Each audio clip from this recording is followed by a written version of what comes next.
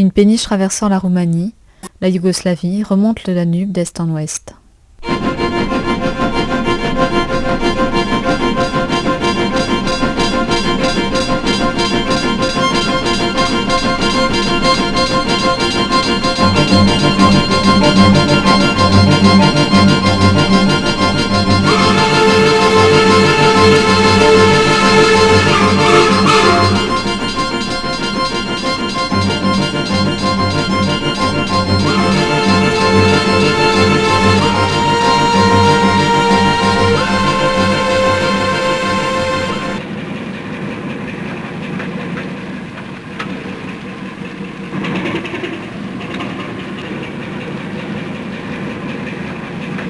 À bord, les cadrans d'une cabine de pilotage éclairent un marinier, âgé d'une cinquantaine d'années, barbu, de cheveux ras.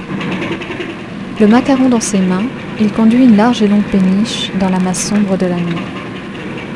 La faible lumière laisse deviner que le marinier est entouré de bouteilles de vin, de melons, d'un monticule de paquets de cigarettes, d'opulentes pâtes de jambon cuit, suspendues au pan de mur.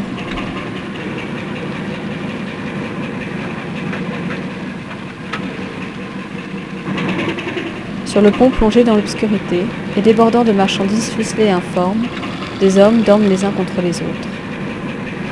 D'amples chutes de toile de jute, semblables à celles des marchandises emballées, les recouvrent. À l'écart du groupe, un gamin, d'une dizaine d'années, dort dans un coin, entre des marchandises et le poitre avant. Il serre blotti contre sa poitrine, une valise à peine plus grosse que lui.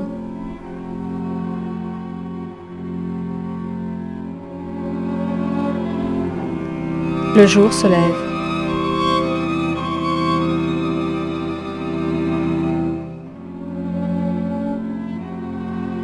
Sur du papier glacé, des yeux, soulignés par des arcades sourcilières fournies, nous fixent. Nous découvrons un autocollant représentant le portrait d'un footballeur d'origine romaine. Le portrait est collé sur une petite radio. La radio est posée sur le rebord de la fenêtre arrière de la cabine. Le marinier conduit la péniche dans la semi-obscurité d'un contre-jour.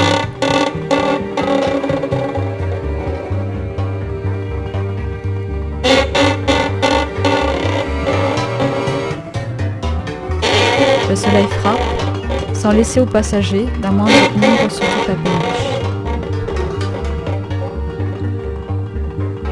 Le jeune garçon passe une serpillière sur le pont. Sa valise est toujours à proximité de lui. Les clandestins discutent en regardant celle-ci.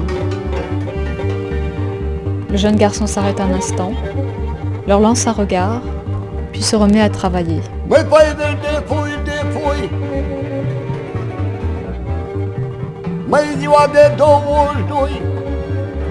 Dans un soir rempli d'eau, les anguilles à la peau ruisselante tournent sur la mer.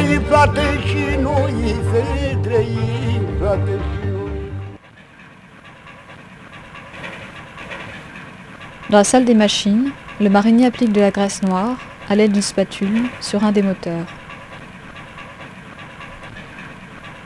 Un des passagers, de 26 ans, descend de l'échelle qui mène au sous-sol. Le marinier lui jette un coup d'œil et lui tend la paume vide de sa main.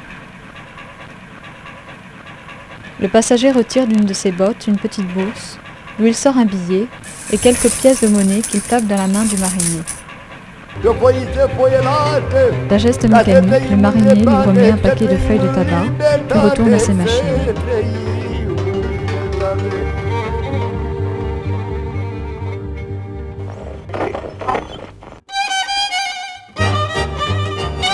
Un des passagers, le torse nu, sa chemise en boule sur ses genoux, écrase sans brancher une mouche sur son épaule.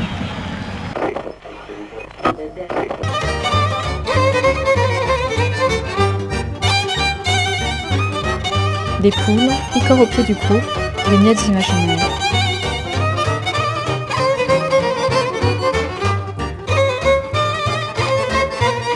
Le marinier saisit la radio, la secoue, en chassant brutalement du pied une poule. La radio refonctionne et retransmet de façon continue le match de foot.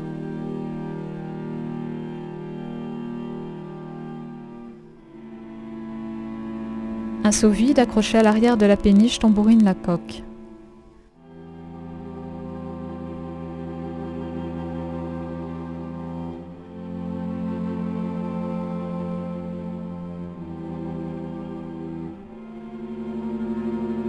Dans sa prolongation, un poulet mort, ficelé par ses pattes, se balance à un haut mât.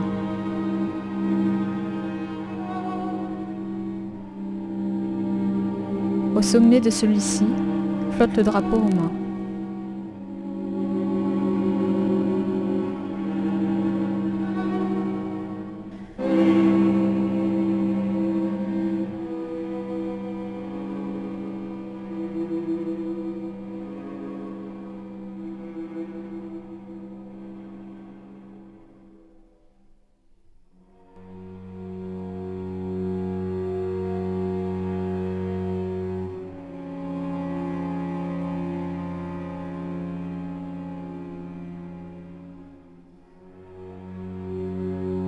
La péniche croise en sens opposé des paysannes habillées de robes noires et de foulards sur la tête.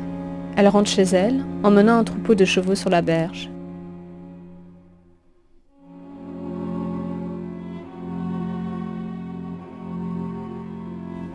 Un passager, endormi, au col de veste remonté, debout à l'avant du pont, tire nerveusement sur sa cigarette, en suivant du regard la distance qui sépare les paysannes de la péniche. Cette distance s'étire doucement, au fil de l'eau, dans une bouffée de fumée de cigarette.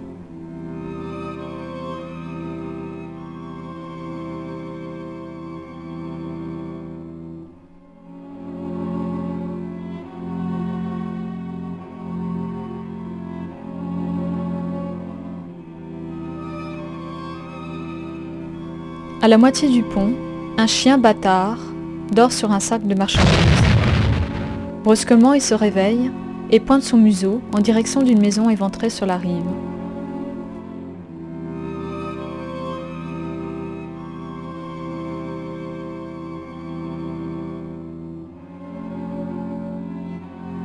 Trois clandestins à peine réveillés se lèvent en se frottant les yeux, regardent en direction de la berge, tandis que l'un d'eux, un berger, revêtu d'un gilet en peau de mouton, ayant une corne de bélier autour du cou, continue de sculpter un bout de bois avec un couteau. Le marinier sort de sa cabine, son coéquipier prend le relais. Le marinier demande aux clandestins « On arrive sur la côte yougoslave, cachez-vous jusqu'à ce que je vous le dise. » Les clandestins, y compris le gamin, se cachent sous les toiles de jute. Le jeune garçon dort la bouche ouverte, sa valise est à terre. Le marinier, le front contracté, crie à l'enfant « Espèce de sale vermine, on te donne ça et tu prends tout. » Le gamin se réveille, sa valise se trouve au pied du marinier. Le marinier crie à l'enfant « Voleur !» et il colle violemment dans la valise de l'enfant. La valise atterrit à quelques mètres plus loin, en se frayant un chemin entre les passagers. L'enfant en pleurs se précipite sur le marinier, le roue de coups de pied. Le marinier saisit l'enfant par le col de sa veste et s'apprête à le frapper. À ce moment-là, le berger, armé de son couteau, fonce sur lui pour défendre l'enfant. Celui-ci se libère et court à l'avant de la péniche. Les clandestins séparent le marinier et le berger. Le marinier, retenu par deux clandestins, scrute le fond des yeux du berger, pointe l'index sur celui-ci et lui lance « Je te ferai ta peau et à ceux de ta race !» Le berger réajuste son lourd veston en peau de mouton. Le regard du marinier tombe sur la main du berger, qui caresse de la paume le manche scintillant d'un couteau. Le marinier décroche son regard, se ressaisit, se dirige vers la cabine. À l'autre bout du pont, la valise s'ouvre sur un morceau de bois rectangulaire. Un des clandestins le ramasse et le retourne.